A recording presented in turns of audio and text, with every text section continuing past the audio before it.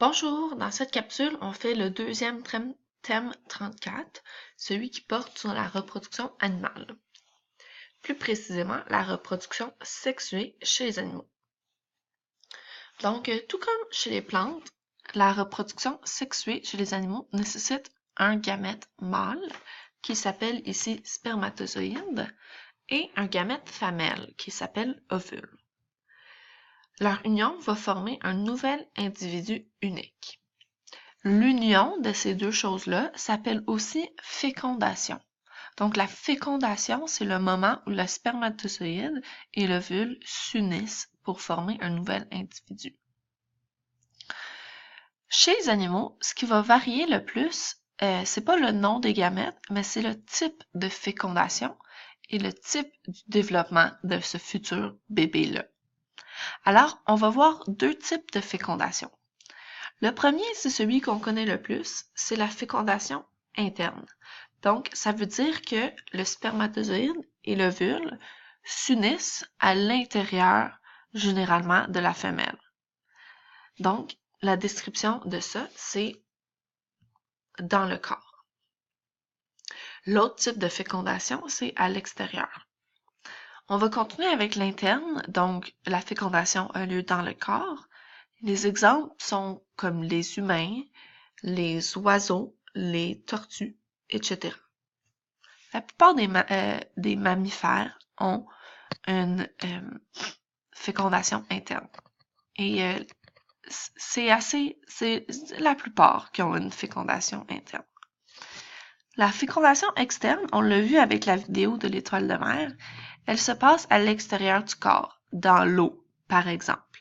Alors, les spermatozoïdes sont libérés dans l'eau et l'autre individu, en général la femelle, espère que le gamète mâle va rencontrer les ovules qui sont à elle. Donc, il y a moins d'espèces qui font cette fécondation-là, mais il y a par exemple les poissons et certaines étoiles de mer. Si on poursuit dans le mode de développement, donc on vient de voir comment est-ce que la fécondation a lieu. Maintenant, on va voir comment est-ce que ce descendant-là se développe. Alors, il y a trois choix. On a le choix d'un descendant, d'une espèce qui se développe dans un œuf. Ça, c'est l'oviparité.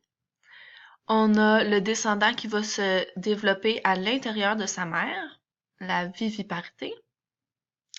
Et on a un descendant qui va combiner les deux, qui va se développer dans un œuf, ovo, qui reste dans la mère, vivi. Ovoviviparité. Donc, allons voir chacun de ces modes-là. Donc, le premier, l'oviparité, c'est un être vivant qui se développe dans un œuf pondu. À ce moment-là, il n'y a pas d'échange entre la mère et l'œuf. Le vivant se développe tout seul dans son œuf. La plupart du temps, il va être couvé un peu pour qu'il garde sa chaleur. Les poules, c'est un exemple. La plupart des oiseaux et des insectes ont ce mode de développement-là. Si on poursuit avec les descendants qui se développent de manière vivipare, on a l'œuf ici. Ah oui, avant que j'avance trop, cet été, je suis allée en Gaspésie et j'ai vu une sauterelle, comme ça. Je pensais qu'elle était prise. Heureusement, on l'a pas touchée. On a fait une petite recherche avant et on a découvert que c'est comme ça qu'elle pondait ses œufs. Donc, elle pond ses œufs dans un petit trou. Ça lui prend plusieurs heures faire ça. On a été très surprises. Alors voilà, les insectes et les oiseaux. Prochain mode, la viviparité. Alors ça, c'est les êtres vivants qui se développent dans la mer. Comme les humains, on se développe dans notre maman, elle accouche de nous. Et le descendant fait des échanges de nutriments avec sa mère. Donc, tant pour grandir que les nutriments comme l'oxygène et le dioxyde de carbone. Donc, il y a un lien entre le descendant, le futur bébé et sa mère. Il n'y en avait pas de lien dans l'oviparité, mais il y en a un dans la viviparité. Alors, des exemples, c'est l'humain, les chiens, les mammifères. OK? C'est ça que ça comprend. Viviparité, c'est les mammifères. Donc, on a un petit graphique ici, une petite illustration qui compare les espèces ovipares qui produisent des œufs et les espèces vivipares qui produisent un descendant à l'intérieur d'eux. Moi, mon truc pour m'en rappeler, c'est que si je décompose le mot viviparité, j'ai la vie dans la vie. Donc, la vie dans la vie de la mère. Si on continue, ovoviviparité. Ça, c'est comme la combinaison des deux. Donc, c'est un être vivant qui va se développer dans un œuf, mais l'œuf va rester dans la mère. Et donc, il y a présence d'échanges entre le futur descendant et la mère. Si on regarde des exemples, alors on a le serpent, en fait certains serpents, l'hippocampe de mer et certains requins. Donc, c'est des espèces que, si on regarde dans l'image, oups, un peu décalé. Si on regarde dans cette image-là, on a les œufs de l'hippocampe qui se développent dans la mer encore.